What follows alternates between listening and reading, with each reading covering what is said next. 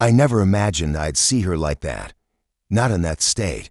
The gathering was meant to be quiet, deliberate, something intimate my call, my rules, yet there she was, swaying unsteadily through the entrance like a storm that had lost its center, reeking of bottom-shelf liquor and defiance. Her eyes, glassy and half-lidded, scanned the room until they locked on mine unflinching, almost daring. And then I saw them, those garish purple bruises, splotched like a trail of disgrace across her neck and collarbone. Hickeys, raw and shameless, a grotesque signature of someone else. Her voice, slurred in full of venom, cut through the hush. "I'm my own person," she spat. "I do what I please." Those words landed with the weight of a sledgehammer, cracking something deep and fragile inside me. But I didn't flinch. I didn't scream, or beg, or crumble the way she might have expected. I simply stood still, staring back, feeling the cold swell of her scorn settle in my chest like frostbite. That night, I let her unravel without interference, the final threads of the woman I once knew slipping through her drunken fingers. We had begun with something real. Not perfect, but true. She had been the steady warmth in my winter, the rhythm I couldn't live without. I remember her laughter echoing through the house, the kind that bloomed from the belly. I remember the way we used to lie in the dark, tangled up in each other, whispering dreams as if nothing in the world could break us.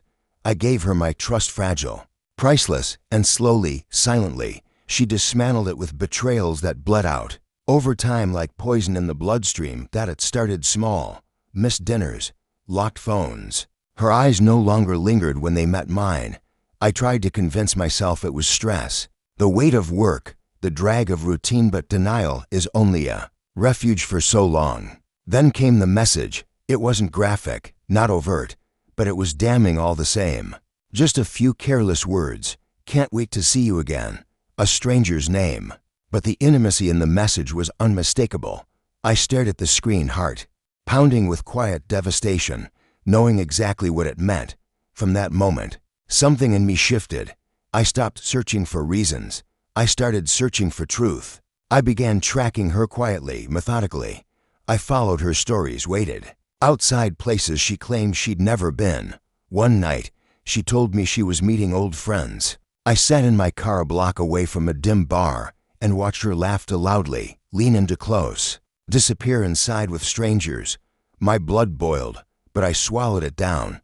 I wasn't going to react. I was going to plan. The pain sharpened into resolve. I became a shadow in our house, gathering evidence with the kind of precision that comes only from heartbreak. Photos, call logs, texts, surveillance. I placed cameras in the corners of rooms she never thought twice about.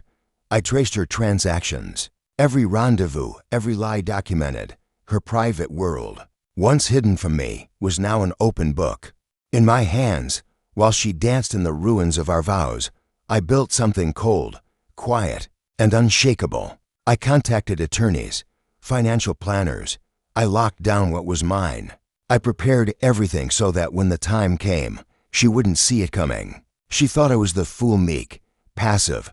She didn't see the storm I had become. When I finally handed her the divorce papers, the world shifted.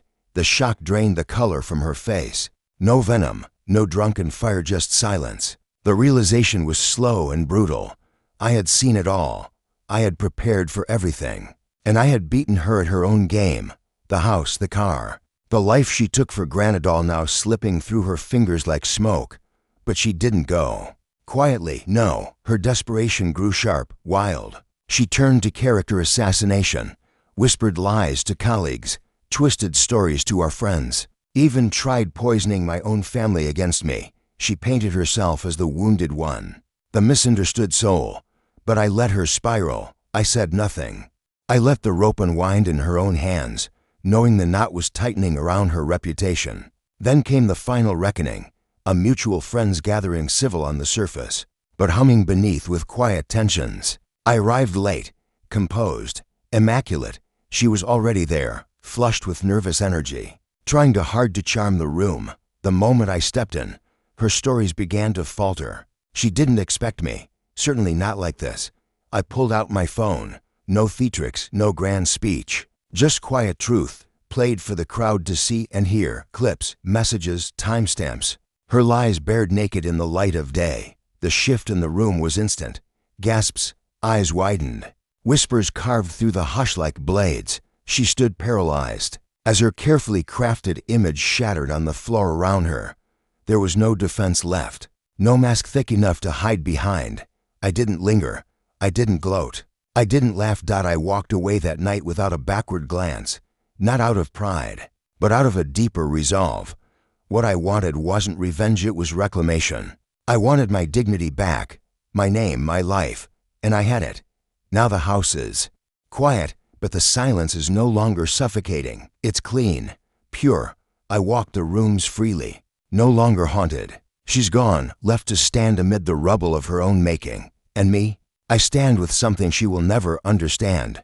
A freedom born from discipline, a power shaped by pain. She thought she could reduce me to nothing, but I was never nothing. I was the storm waiting behind the stillness, and now that it has passed, I carry peace not because she was destroyed, but because I rebuilt myself from the wreckage she left behind. And I will never let anyone forget that.